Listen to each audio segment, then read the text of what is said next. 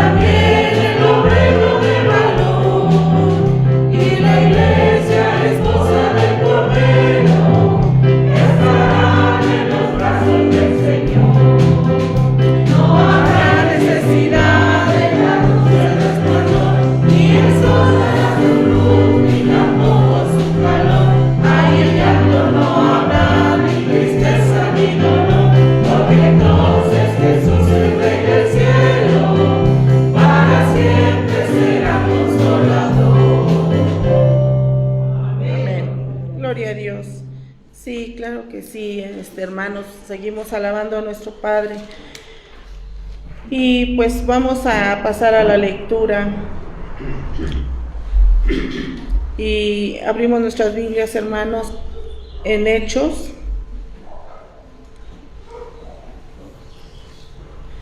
En Hechos capítulo 2, del 23 al 27.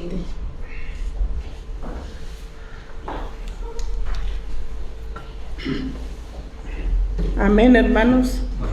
Todos unidos empezamos a estudiar la palabra de Dios, capítulo 23 al 27.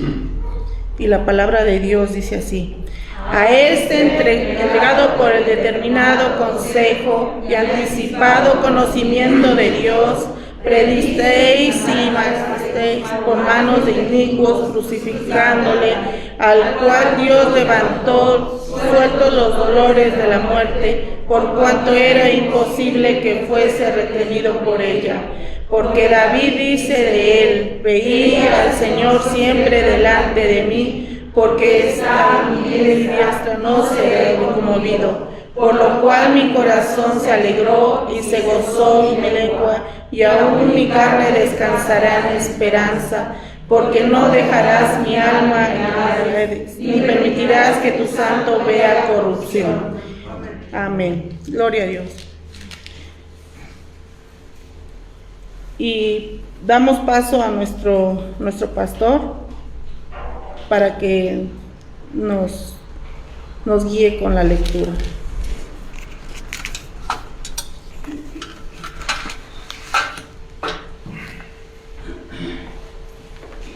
Bueno, yo sí tengo alegría, no sé ustedes, yo sí estoy contento, estoy alegre porque hoy es el día más importante para la cristiandad. Amén. Hoy es el día más importante de todos los días que celebramos.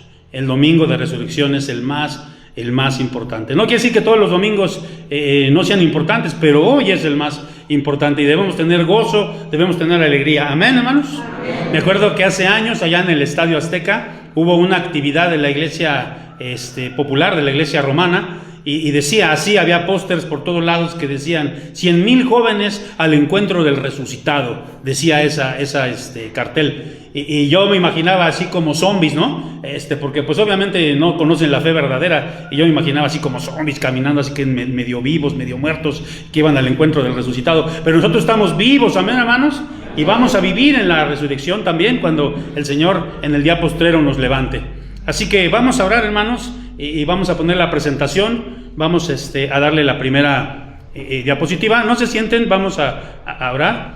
¿Y cómo se llama la predicación del día de hoy? La pasión de la muerte. Bueno, vamos a darle uno más y vamos a orar, y cuando terminemos de orar vamos a esta diapositiva. Y cuando terminemos de orar se sientan. Padre, te damos gracias porque hoy en esta mañana hermosa, mañana gloriosa, mañana victoriosa, porque te levantaste del sepulcro, Señor, y porque asombraste a tus propios discípulos, a las mujeres que cuando llegaron, Señor, estaban espantadas, pero ese sepulcro estaba vacío. Y el ángel les dijo: ¿por qué buscáis aquí al que vive? Pues ha resucitado. Y nosotros creemos, Señor, que tú resucitaste, y porque tú vives, como lo hemos cantado, también nosotros en el día postrero resucitaremos y viviremos contigo por la eternidad. Esa es nuestra creencia, Señor, y oramos que en esta mañana tú nos hables con todo poder, con toda autoridad, y que permitas que esta iglesia, Señor, sea una iglesia viva, una iglesia, Señor, que no esté muerta. Que así sea, Señor, en el nombre de Jesucristo. Amén y amén. Tomen sus lugares. Hace unos días estaba bueno, no sé si sepan todos, ¿verdad? Porque no todos se meten los martes y los jueves a las oraciones, y no sé si todos escuchen las predicaciones de martes y jueves. que les envío con mucho ahínco, a todos ustedes se las envío por audio. Y estaba yo comentando con los jóvenes comentábamos el domingo pasado, y decíamos que para el cristiano lo fundamental es la resurrección, que si no hay resurrección, en vano es el cristianismo, y es lo que dice aquí 1 Corintios 15, 14. Ustedes saben que todo Corintios 15 habla de la resurrección.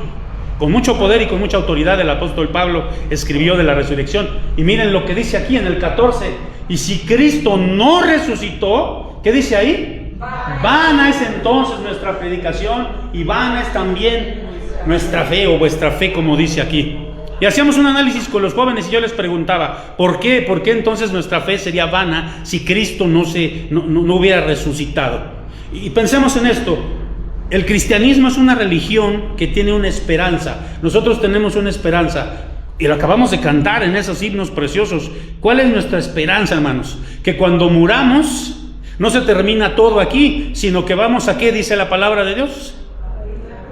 Nosotros vamos a resucitar y vamos a ir a la presencia de Dios, a vivir con Él para siempre. Pero si Cristo no resucitó, tampoco nosotros vamos a resucitar. Y yo les mencionaba y les decía que hay una película que fue con Antonio Banderas, no sé cuántos la vieron. El Cuerpo se llama la película, y que es una película, pues no está buena, es una película ahí, pues regular, zona, palomera, como dicen por ahí. Pero la historia y está basada en un documental de James Cameron, que también este gran cineasta hizo este documental, donde supuestamente en Jerusalén encontraron los restos de Jesús, encontraron la tumba de Jesús y encontraron un osario, y allí encontraron precisamente los restos de Jesús. Y entonces la historia de esta película es un sacerdote que se suicida, que se avienta desde un templo y se mata, porque dice, bueno, si ya encontraron los restos del Señor, ¿qué quiere decir esto? Pues que solo murió, no resucitó, y entonces van en nuestra esperanza. ¿Para qué soy cristiano? ¿Y para qué voy a la iglesia? ¿Y para qué hago todo lo que hago? Pero sabemos que esos son papas, hermanos, que son cuentos. Realmente nunca han encontrado los restos del Señor, porque el Señor, ¿qué hizo, hermanos? Resucitó con poder. Y por eso es que yo le he puesto a esta ¿le puedes cambiar, hermano? A esta predicación, la pasión que levanta a los muertos. Y a ver, aquí yo creo que hemos malinterpretado la palabra pasión, porque tiene dos acepciones. Por ejemplo, antes había un periódico muy amarillista. ¿Se acuerdan de La Alarma, de ese periódico? No sé cuántos se acuerdan de ese. Ya no sale, qué bueno, ¿verdad? Pero decía, crimen pasional, la mató por una pasión. Y la misma escritura dice, ¿qué es lo que conduce al hombre a pecar? Sus pasiones. Entonces la palabra pasión tiene ciertas cosas negativas. Pero también, por el otro lado, la palabra pasión, ¿qué significa? Dale uno ahí, hermano. La palabra pasión es realmente un amor grande, un amor eterno, un amor muy sublime. Dice, la pasión es el acto de amor de Dios. ¿Para quiénes? Dale nomás ahí. Fíjense, el Padre resucitó a su Hijo. ¿Por qué lo resucitó? Porque lo amaba. Pero por sobre todas las cosas, ¿por qué resucitó a su Hijo Jesucristo? Porque nos ama a nosotros. Y ya vimos, si Cristo no hubiese resucitado, no seríamos nada. La iglesia cristiana no sería nada más que una filosofía. Y como mencionábamos, ¿no? Todas las tumbas de los grandes son de los tres fundadores más grandes de las religiones, como es Abraham, ahí está su tumba; como es Buda, ahí está su tumba; como es Mahoma, ahí está su tumba, y están llenas, están sus restos, pero la tumba de Cristo está vacía. Y eso es lo que significa precisamente la pasión de Dios, el gran amor de Dios. Ahora vamos a ver este amor. Fíjense, aquí cuando Cristo fue bautizado por Juan el Bautista, dice allí en Mateo 3:17, y hubo una voz de los cielos que decía, ¿qué decía? Este es mi Hijo amado, en quien tengo complacencia. ¿Cómo amaba el Padre a su Hijo? Y así lo declara desde el cielo. Este es mi Hijo amado, en Él tengo complacencia. Yo lo amo profundamente, siento una pasión grande por mi Hijo. Pero fíjense lo que dice antes en Juan 3:16, lo que dice la palabra de Dios. Y digo antes porque fue en el nacimiento, ¿verdad? ¿Qué dice ahí?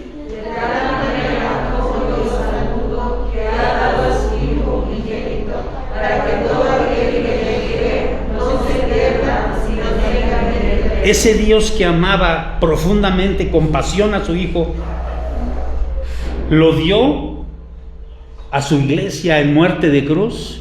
Bueno, primeramente en el nacimiento, luego en la muerte de cruz, porque ¿qué hizo con su iglesia? De tal manera, y lo cantamos, de tal manera que nos amó. Dios siente pasión por su iglesia, siente pasión por nosotros. Ahora, vamos a darle acá uno y vamos a ver de qué estamos hablando cuando hablamos de la resurrección. Dice ahí, la resurrección es una muestra de esa pasión, de ese amor. Aquí vamos a ver este pasaje rápidamente lo vamos a ver. No, la predicación no está basada de lleno en este pasaje, pero yo quise que lo viésemos. Y es el pasaje del valle de los huesos secos. El profeta Ezequiel tuvo una visión. Dios le permitió ver esta visión. Y Dios le estaba diciendo, mira, así está el pueblo de Israel, así está la iglesia del Señor. En muchos casos, así. Y necesita resurrección. Fíjense lo que dice. Luego me dijo, aquí está hablando Ezequiel de Dios, luego me dijo, hijo de hombre. Esa es una variante que aparece muchas veces en el libro de Ezequiel, hijo de hombre. Si ustedes dicen, bueno, ¿qué es una característica del libro de Ezequiel? Es eso, que siempre menciona hijo de hombre. Se estaba refiriendo al profeta Ezequiel, Dios al profeta Ezequiel. Y dice, hijo de hombre, todos estos huesos, y acuérdense, había un valle de huesos secos, son la casa de Israel, y ellos dicen, ahí está, ¿qué decían ellos? Y yo no sé si ustedes sepan que hay, por ejemplo, en países avanzados, aquí en México no, o no sé si haya, pero, por ejemplo, cuando entierran a alguna persona en algún cementerio, ¿qué pasa, verdad? Que de algún tiempo, algunos años, tienen que sacar a esa persona, porque ya sus huesos, se supone, ya nada más hay puros huesos, ¿no? Y entonces sacan a esa persona, ¿y a dónde la ponen? No los tiran en algún lugar de fosa común o algo así, sino los ponen en algo que se llama osario. Y ahí le ponen su nombre. Estos son los huesos de Armando, ¿no? Para que no se enojen ustedes, estos son los huesos de Armando. Ahí están. Y aquí dice, nuestros huesos estaban ¿cómo? Pero fíjense lo que dice la palabra, hermanos, aquí. Yo abro vuestros, ¿qué? Pueblo mío, os haré subir de vuestras sepulturas y os traeré a la tierra de Israel. Eso es la resurrección. Yo abro vuestros sepulcros, pueblo mío. Yo voy a abrir sus sepulcros. Y más adelante, aquí en el 14, ¿cómo dice? ¿Qué es lo que nos hace vivir a nosotros, hermanos? El aliento de Dios. Hay por ahí, no sé si esto sea verdad o no, pero se ha dicho mucho que cuando una persona se muere, incluso hay básculas especiales donde dice que se puede medir que cuando una persona se muere llega a pesar menos. Claro, registran esto, es lo que dicen, ¿no? Los científicos, porque es precisamente el alma, el espíritu que abandona a una persona cuando muere. No sabemos si eso sea cierto, eso es lo que dicen, ¿no?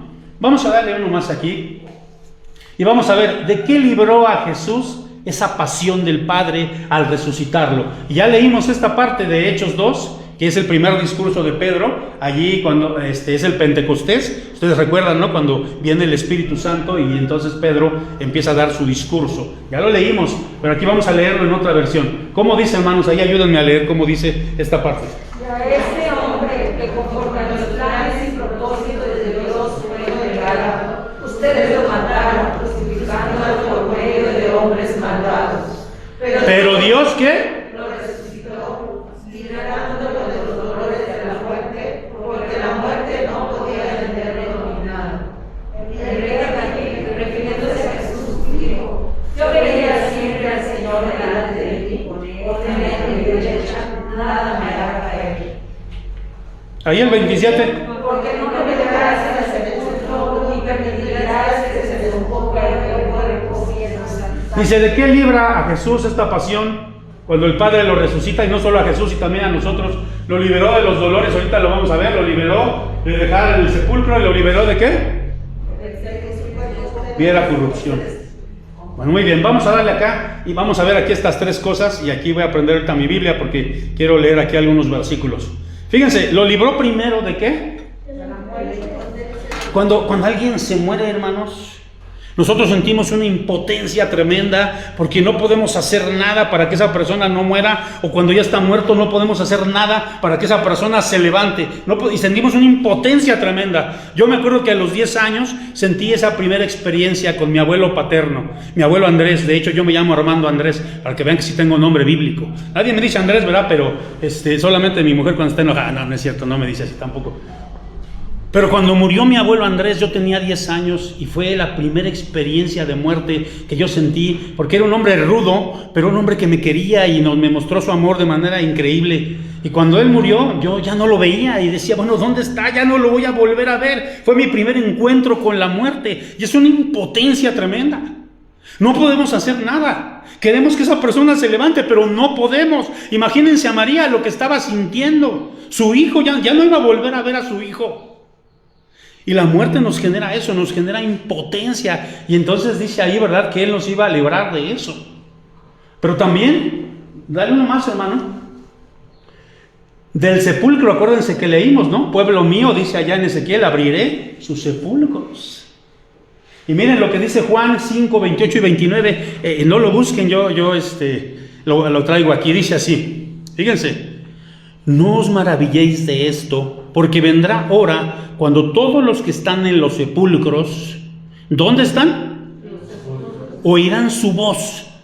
Y los que hicieron lo bueno saldrán a resurrección de vida, mas los que hicieron lo malo a resurrección de condenación. Y no se confundan, aquí no está hablando de obras, aquí está diciendo los que hicieron lo bueno, los que aceptaron a Cristo, los que siguieron el camino de Cristo, no por las obras. Y los que no siguieron a Cristo, y aquí habla de que todos los muertos, dice aquí, ¿no? Todos los muertos saldrán ¿de qué? Nadie se va a quedar en el sepulcro. Todos los muertos, todos atenderán a la voz del Señor, sea justos o injustos, todos los muertos, todos. Pero también nos librará, dice acá, ya lo vimos, de la corrupción. No permitirá que su santo vea corrupción. Y usted estará diciendo, ¿a poco no? A mí me ha tocado ver cómo se pudren los cuerpos. Sí, pero está hablando, miren, lo que dice Apocalipsis 20:13, y lo voy a leer para ustedes. Dice, y este es un versículo muy tremendo que explica muchas cosas, ¿no? Dice, y el mar entregó los muertos que había en él. El otro día uno de los muchachitos me preguntaba, ¿y a poco también aquellos que están en el mar? Y dice aquí, y la muerte y el Hades entregaron los muertos que había en ellos y fueron juzgados cada uno según sus obras. Y entonces, ¿qué dice aquí, hermanos? ¿El mar qué? Y les quiero llevar a esto. ¿Cómo estará una persona que murió ahogada en el mar, que nadie le encontró? ¿Cómo estará su cuerpo? A lo mejor ya ni está. Podrido, deshecho, se lo comieron los tiburones, los peces, no sé, a lo mejor hay algún hueso, no sé. O a lo mejor ya no hay nada. Yo me recuerdo mucho que una ocasión fui con una familia. Pues imagínense, ya 30 años en esto del pastorado, y he ido a muchísimos sepelios. Y entonces me acuerdo que esa ocasión había problemas porque no tenían dónde sepultar a esta persona. Y entonces decían, no, pues ahí donde está el abuelito. Pero ya el único lugar que quedaba, pues ya estaba ocupado, ¿no? Entonces dijeron, hay que sacar a, no sé a qué pariente iban a sacar. Y entonces fuimos a una especie de exhumación con los de ahí del cementerio. Yo acompañé a esta familia. Y entonces sacaron el féretro, y el féretro era de esos féretros de metal, ¿sí los han visto, no? Son como metálicos, y ya estaba, porque decían que tenía más de 20 años eso ahí, y sí estaba así medio oxidadito de algunas partes, pero hermanos, cuando abrieron eso, apestaba de una manera tremenda, muy fea, y ahí había una serie de restos ahí, ¿no? Como un caldo ahí había cabellos y ahí como huesos, y olía horrible, era una cosa muy, muy fea. Pero aquí dice, ¿no? Nos librará de esa corrupción, porque no es que no nos vamos a podrir cuando nos entierren, hermanos, sino aquí está hablando de cuando la resurrección, de que Él nos va a dar un cuerpo, ¿qué, hermanos? Lo he mencionado mucho, un cuerpo glorioso. Porque cuando dice aquí en Juan, ¿verdad?, que todos los muertos oirán su voz, ¿cómo se levantarán, hermanos? Aquellos que quedaron sin cuerpo en el mar, aquellos que fueron quemados, aquellos que están podridos ahí en la tumba, ¿cómo se levantarán? Entonces por eso dice, nos librará de eso, nos librará de la corrupción. Ahora vamos a darle otra más, hermanos. Dice, esa pasión, hermanos, es también para quién, no solo para Cristo, sino para quién, para su iglesia. Y ahí hay una palabra, para su iglesia hoy. Dale, miren, vamos a analizar aquí Efesios 5. ¿Quién escribió la epístola a los Efesios? ¿A quién se le escribió? A la iglesia local que estaba en Éfeso. Éfeso era en aquel entonces era una ciudad de griega, hoy está en lo que sería la actual Turquía. Y fíjense, dice ahí, hermanos, en Efesios 5:14, dice, porque la luz es lo que hace que todo, ¿qué? Por eso, y fíjense, le está hablando a la iglesia. Pablo, inspirado por el Espíritu Santo, por Dios, le está hablando a la iglesia y le dice, ¿verdad? Por eso se dice, despiértate tú que duermes, levántate de entre quiénes y te alumbrará Cristo. ¿Para quiénes son estas palabras? Ahora, dale uno más, hermano. ¿Y a dónde más? A ver, antes de que le des aquí. Mira, esto es una... No, sí, ahí estaba bien. Pero antes de que le des una ahí. ¿A dónde creen que es esto? Estos son unas ruinas, es un anfiteatro que está en Turquía, pero antes era la ciudad de ¿qué? De Éfeso. Entonces, si algún día van a Turquía y quieren visitar ahí los restos de Éfeso, está este anfiteatro. Y entonces, ¿quién más aparte del apóstol Pablo escribió a la iglesia de Éfeso? Ya nuestro hermano Elías le puso allí, Apocalipsis. ¿Quién escribió Apocalipsis? El apóstol Juan. O sea, no solo Pablo le escribió a esta iglesia, sino también Juan. Y fíjense lo que dice Juan. Dale otro más, hermano. Fíjense, vamos a leer primero esto. ¿Qué le dice Juan a esta iglesia en Apocalipsis 2, versículo 2? ¿Qué le dice Pablo a esta iglesia? Yo conozco tus obras y tu ardor de trabajo. A ver, ¿era una iglesia que tenía qué? ¿Y cómo trabajaba?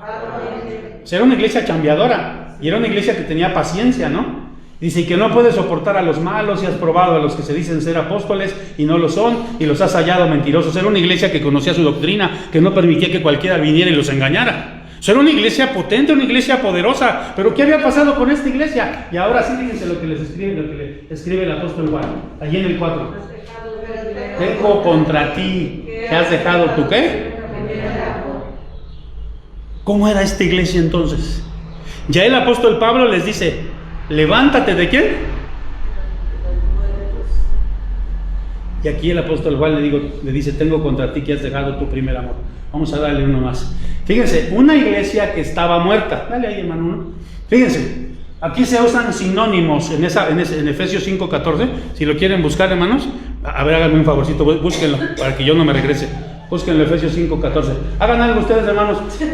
Por favor, Efesios 5:14, ¿cómo dice? Los voy a esperar. A ver, y van a leer la versión 60 porque yo aquí les estoy presentando varias versiones.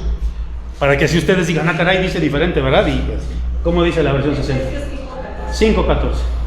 Dice, por lo cual dice, despiértate tú que duermes y levántate de los muertos y te alumbrará Cristo. Ajá, entonces dice ahí una cosa bien interesante, por lo cual dice, despiértate tú que duermes. ¿Cómo estaba la iglesia? Dormida. ¿Y levántate de qué? Ahora sí, vamos a regresarnos ahí. Entonces, aquí se usan sinónimos. Muerta y dormida son sinónimos. ¿Sí o no? Entonces, aquellos hermanos que se duermen en los sermones, cuidado porque ahí está viendo una muerte ¿qué? Sí, hermanos. Veamos algunas características de un muerto. Y aquí vamos a ir una por una. ¿Un muerto está qué dice ahí? ¿Por qué un muerto se pone frío? Porque ya la sangre ya no le circula. ¿Y no es cierto que a veces la iglesia está fría, hermanos? ¿En qué sentido? Viene gente nueva y en lugar de que encuentren aquí el amor, encuentran una frialdad. ¿Cómo nos dicen a nosotros? ¿Saben, por ejemplo, que a los bautistas dicen los bañistas, a los nazarenos danzarenos, a los metodistas muertodistas? ¿Cómo le dicen a los presbiterianos? Una de ellas es refrigeriano. ¿Por qué? ¿Por qué refrigeriano? Pero porque conservamos las cosas muy frescas. Bueno, vamos a darle otra característica de los muertos. ¿Están qué? Rígidos. Incluso se habla del rigoris mortis, ¿no? Tiesos. ¿Ustedes han tocado alguna vez a un muerto de ya de varios días? Porque pues si está recién muertito, pues todavía está hasta calientito, ¿no? Y todavía... ¿Pero han tocado un muerto cuando ya está tieso? Bueno, la hermana que tuvieron contacto con la medicina y eso, ¿verdad? ¿No es cierto que como iglesia a veces estamos rígidos? Y es una mala característica de la iglesia presbiteriana, que ha caído también en situaciones como de burocracia, ¿no? Y mete una carta al consistorio, y esto hay que hacer, una pura burocracia a veces. Estamos rígidos en muchas cosas. Es que esto siempre se ha hecho así, hermano. Es que siempre, aquí debe haber un púlpito, hermano. Y todas las cosas, somos rígidos y no somos flexibles. Y eso es una de las cosas que nos muestra que la iglesia está muriéndose. Otra máxima. Apesta. ¿Un muerto qué? Dice, ¿verdad? Hasta hay un dicho que dice aquí en México, ¿verdad? Que el arrimado y el muerto, ¿a los cuántos días? A los 3 días. Les dije cuando abrieron esa, ahorita les platicaba, ¿no? Que abrieron ese féretro. No, o sea, yo casi me vomito del olor tan horrible. No sé si se acuerdan, yo vivía, cuando fue lo del terremoto del 85, yo vivía allí en Villa de Cortés, y en Villa de Cortés se cayó un edificio, y ahí teníamos amigos, y allá anduvimos ayudando a los del rescate. Yo tenía 19 años, estaba chavísimo, ¿no? En el 85, anduvimos ayudando, y en toda la colonia ahí olía a muerto, apestaba a muerto. Y a veces nuestras iglesias apestan porque la gente que viene no encuentra un olor agradable. Puros pleitos, puros problemas, puras situaciones difíciles. Y eso no es correcto, hermanos. Vamos a darle uno más. También una de las características de una iglesia, de un muerto, es que causa ¿qué? Ya vimos, ¿no? Causa dolor. Cuando mi abuelo se murió, me causó un dolor tremendo. Y a veces la iglesia, teniendo que ser un lugar terapéutico, causa dolor. Ay, ¿para qué fuiste iglesia? Puros hipócritas, y mira, me han hecho esto, me han hecho lo otro. Vamos a darle uno más. También es un muerto, está, ¿qué dice? En obscuridad. A veces hay iglesias que están en obscuridad porque no conocen bien de la palabra. Y uno más, que un muerto está esperando juicio. Y hermanos, ¿nosotros qué tipo de juicio estamos esperando? ¿Se acuerdan lo que dice aquí en Juan 5, 28 y 29? Y los que hicieron lo bueno saldrán ¿a qué? A resurrección de vida. Pero los que hicieron lo malo saldrán a resurrección ¿de qué? De condenación. Entonces, que el juicio que está esperando la iglesia sea un juicio, hermanos, de vida. Vamos a darle más. Aquí una diapositiva más. No, por favor. Fíjense lo que le dice, ya leyeron ustedes en Efesios 5:14, dice, el Señor le dice a la iglesia, despiértate, dale, hermano, ahí. Fíjense, ahí está en griego, bueno, está transliterado del griego al español, ese versículo del 5:14. Solamente me quiero dar en esta palabra que está aquí, kai agnasta, kai agnasta, o sería i agnasta. Y esa es la misma palabra, es la palabra anástasis. Hace rato yo les dije que si ustedes algún día van a Jerusalén, van a conocer la iglesia del Santo Sepulcro, pero también se conoce como la iglesia del Anástasis. ¿Anástasis qué significa? Resurrección es uno de los términos que se usa para resurrección. Literalmente significa levantarse. Y esta misma palabra que el apóstol Pablo le está hablando a la iglesia, le dice, levántate, iglesia, anastasíate, iglesia. No anestésiate, anestesiate ya está. Levántate, anastasíate. Es la misma palabra que se usa cuando se habla de la resurrección de Cristo. ¿Qué le está diciendo entonces el apóstol Pablo a la iglesia? Despiértate de los muertos, porque tú estás viva, no estás muerta. Yo ya te inyecté el Espíritu Santo. Voy a estar usando un término, yo ya te di el Espíritu Santo. Eres una iglesia viva. No le crean a aquellas denominaciones que dicen, los presbiterianos. Miren, yo les voy a decir, aquí hay una, no voy a decir nombres, pero aquí hay una iglesia muy cercana a nosotros, muy grande, que nos ven a nosotros como inferiores. Y que dicen, no, tú no eres mi hermano, tú no eres hermano porque tú no tienes al Espíritu Santo. Miren, me acuerdo mucho de una iglesia que me invitaron. Yo no sabía, bueno, sí sabía más, sabía que eran el pastor que era tipo carismático, y me invitó a su iglesia a predicar. Que por cierto fue muy incómodo porque yo no estoy acostumbrado. Y cada cosa que decía todos gritaban, amén, gloria a Dios, y amén, amén, gloria a Dios. Híjole, me desconcentraba mucho, ¿no? Pero fue un buen ejercicio para el dominio del público, ¿no? Y ya cuando se terminó el culto y todo, el pastor me dice, fíjense lo que me dijo, pastor, Dios lo usó con poder. Y me dice, ¿qué sería si usted tuviera el Espíritu Santo? Me dijo así el pastor. Entonces para ello nosotros no tenemos ¿qué? Pero aquí claramente dice, levántate iglesia, porque tú, ¿se acuerdan que leímos allá primero en Ezequiel? Leímos, yo les daré de mi espíritu, yo les daré de mi espíritu. Vamos a darle uno más. Dios usó el mismo poder con su iglesia, el mismo poder que usó para resucitar al Señor Jesucristo, lo usó con su iglesia y lo sigue usando. Dale uno ahí, hermano. Y este es el símbolo del Espíritu Santo, ¿no? Cuando desciende el Espíritu Santo. Y dice ahí en Hebreos 11:19, fíjense, Hebreos 11:19, y aquí les voy a hacer un examen a ver si es cierto que saben de Biblia. ¿A qué está haciendo alusión? ¿A qué pasaje de la Biblia está haciendo alusión Hebreos 11:19? Cuando dice, es que Abraham reconocía que Dios tiene poder hasta para resucitar a los muertos, y por eso Abraham recobró a su hijo y así vino a ser un símbolo. ¿A qué pasaje del Antiguo Testamento está haciendo alusión? Pues cuando iba a ser consideración. Si no me platiquen, díganme el pasaje. Nada más es un examen, si no me quieren decir, pues no va a haber desayuno para ustedes. ¿A Génesis qué? Y yo siempre he dicho, a todos nos llega un Génesis 22. Cuando le pidió Dios a ¿qué le dijo a Abraham? Dios, ¿qué le dijo a Abraham? Entrégame a quién. Dame a tu hijo, tu único. Y aquí en Hebreos, estamos hablando de el Salón de la Fama de la Fe, Hebreos 11 dice, ¿verdad? Y es que Abraham reconocía que Dios tiene ¿qué? No dice tenía, que Dios ¿qué? Tiene poder, hasta para resucitar a quién. Y por eso Abraham recobró a su hijo y así vino a ser un símbolo. Abraham le entregó a Isaac, o sea, lo quería entregar, ustedes saben, lo amarró y todo, y puso ahí las leñitas y ahí tenía ya para prender todo y ejecutarlo. Porque él tenía la fe.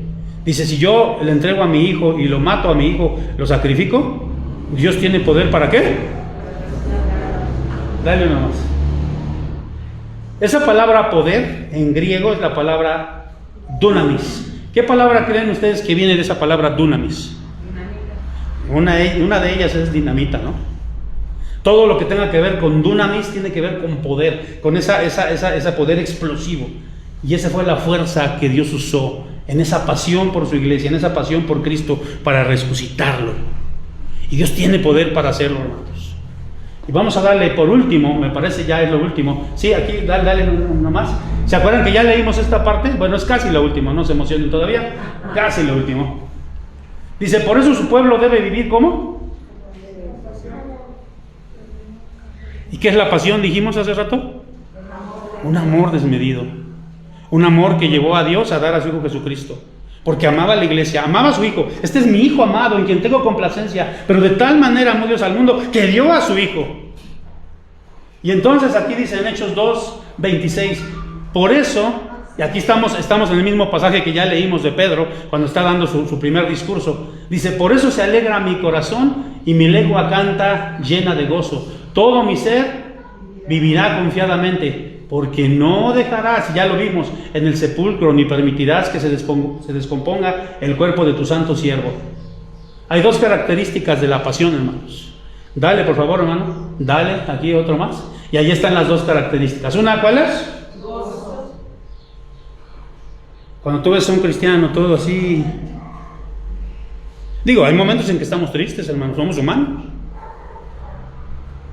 Pero nosotros en nuestro corazón, a pesar de lo que hay en el exterior, hay gozo. Y la otra característica es que, ¿en qué confiaba este escritor sagrado? Todo mi ser vivirá confiadamente. ¿En qué confiaba? Porque no me dejarás que se filtro ni permitirás que se descomponga el cuerpo de tu Mi mamá murió hace 17, 18 años. Joven murió mi mamá. Mi mamá tenía la edad que yo tengo cuando murió. Y yo tengo la confianza de que la voy a volver a ver. Se han muerto hermanos muy queridos para mí, muy queridos. Y yo tengo la confianza de que algún día los voy a ¿qué? Por eso mucha gente que dice, ¿no? Y aquí no quiero, nada más voy a decir eso. Hay gente que menciona y dice, ay no, es que yo no quiero que me incineren, yo quiero que me entierren, porque imagínate estarme quemando ahí. Y le digo, mira, ya para empezar, tu espíritu no está ahí, tu espíritu está con Dios, solamente tu cuerpo Dios te va a dar un cuerpo glorioso. Ahora, pero si nos ponemos así, ¿qué prefieres? ¿Que te quemen de una vez o que te estén tragando los gusanos para muchos años? Bueno, nada más lo digo así, ¿verdad? Porque realmente nuestro cuerpo, y esa es mi confianza, mi cuerpo que ya desde ahorita está deteriorado y que tiene muchas, yo tengo varias situaciones físicas. No sé cuánto sepan ustedes que yo padezco de ácido úrico y hay veces en las que ni siquiera puedo caminar. En las mañanas tengo que tomar una pastilla para ese ácido úrico que me lo baje y otra para el dolor. Porque yo tengo ya, no sé, más de 20 años con el ácido úrico. Y mi cuerpo se va deteriorando. Y yo sé que los cuerpos de ustedes también, por ahí van, no están tan chavos que digamos, ¿verdad? Muy bien. Pero yo tengo gozo y tengo confianza. Muy bien, vamos a concluir con esto ahora sí, pero aquí me van a aguantar tantito. ¿Cómo? Fíjense, dale hermano. Después de Efesios 5:14, ¿qué sigue?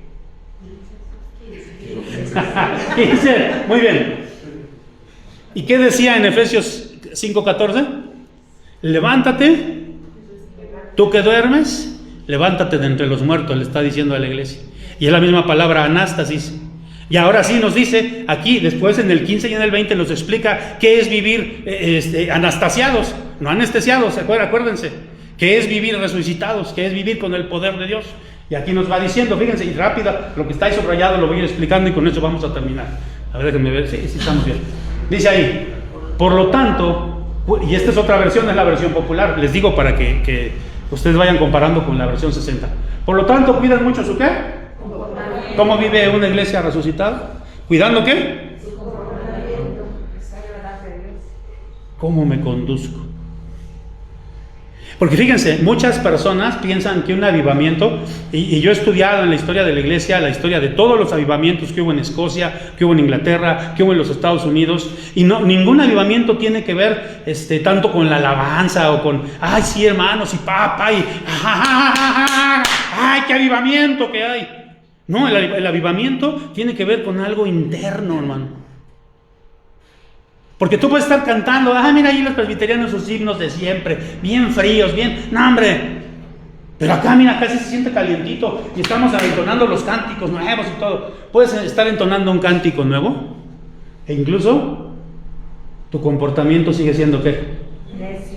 El mismo. Por eso dice, ¿quieres vivir como una iglesia resucitada? Cuida mucho tu ¿qué? No vivan, sino.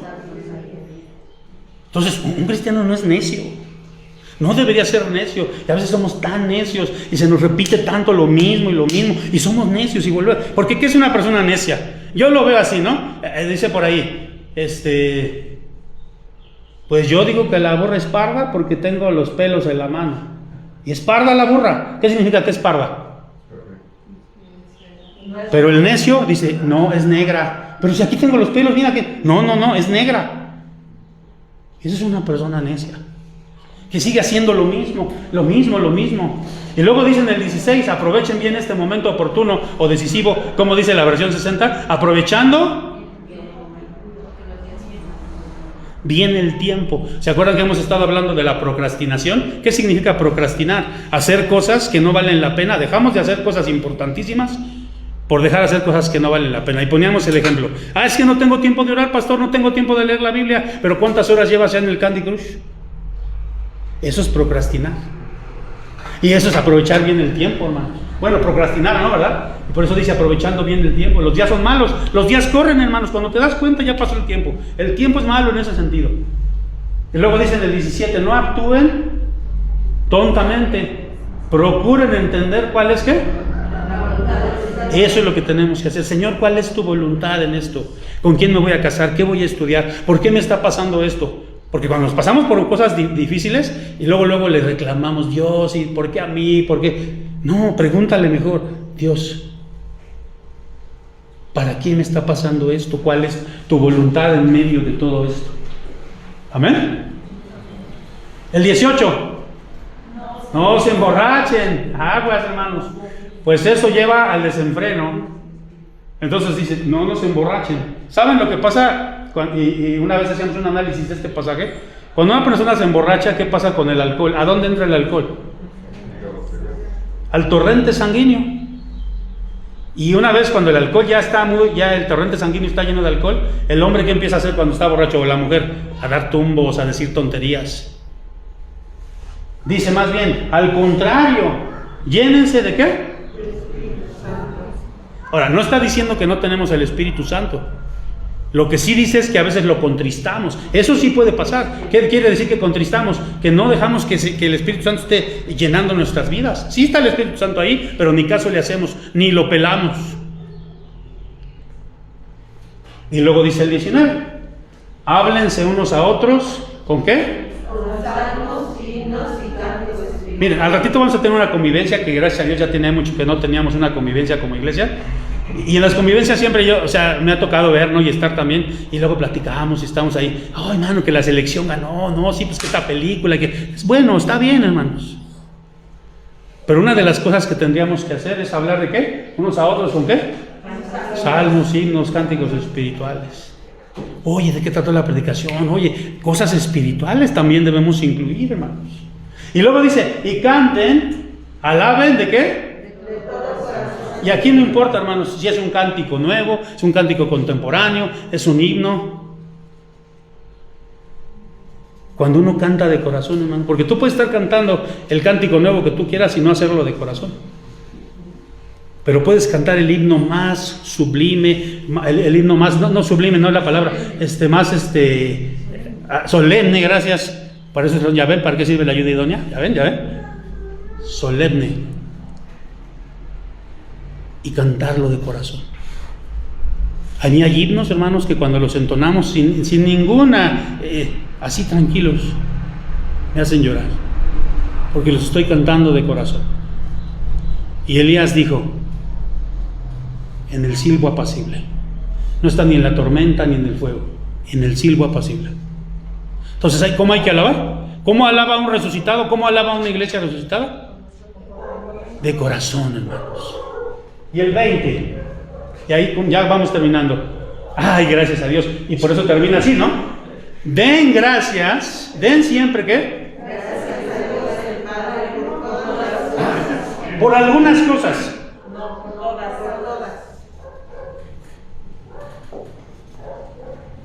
Den gracias. Es una iglesia agradecida. Que estoy enfermo, gracias, Señor, porque me diste muchos años de sanidad. Gracias por todos esos años de sanidad. Pero a veces somos, ¿cómo somos a veces? Y le reclamamos a Dios. O toda la vida nos ha ido bien y de momento perdemos el trabajo, cualquier cosa. Y, ay, Señor, no, dale gracias a Dios por todo el tiempo que tuviste trabajo. Dale gracias a Dios por todo el tiempo que Él te ha dado bendición. No seas ingrato. Esa es una iglesia resucitada, esa es una iglesia donde se ha aplicado la resurrección del Señor Jesucristo. Porque a veces nada más dejamos los conceptos así muy, muy abstractos, hermanos. Y yo quiero hacerles entender y notar que esto de la resurrección es algo práctico. Amén. Vamos a orar al Señor. Padre, te damos gracias, de verdad te damos gracias de todo nuestro corazón, porque sabemos, Señor, que algún día vamos a morir. Todos los que estamos aquí vamos a morir. Pero también hoy nos has dejado claro que el sepulcro, Señor, no podrá retenernos para siempre. Porque habrá algún día, en el día de la resurrección general de los muertos, en que tú llamarás a todos, a unos para condenación y a otros para salvación. Pero todos los muertos, todos se pararán y serán juzgados por ti, Señor. Y te damos muchas gracias porque ese juicio, en el caso de nosotros, será favorable, porque tenemos la sangre de tu Hijo Jesucristo, que es la que nos limpia y nos quita de toda mancha, de todo pecado. Gracias, Señor, porque en ese día postrero de la resurrección nos has de dar un cuerpo glorioso, un cuerpo que ya no tendrá dolor, un cuerpo que ya no llorará, un cuerpo, Señor, que podrá incluso traspasar paredes como lo vimos contigo. Gracias, Señor, gracias por tu resurrección, porque esa resurrección se aplica también a nuestra vida. Te alabamos y te bendecimos en esta mañana, Amén y amén. Pues Dios bendiga su santa palabra, hermanos.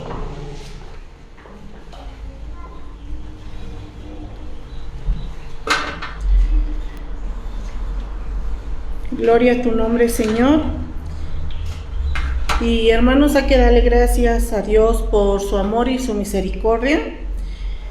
Y que nuestro corazón gozoso siempre digamos, nuestro Redentor vive. Amén. Nos ponemos de pie, hermanos. Vamos a pasar a la respuesta de la palabra con el himno 229. Ved al Cristo.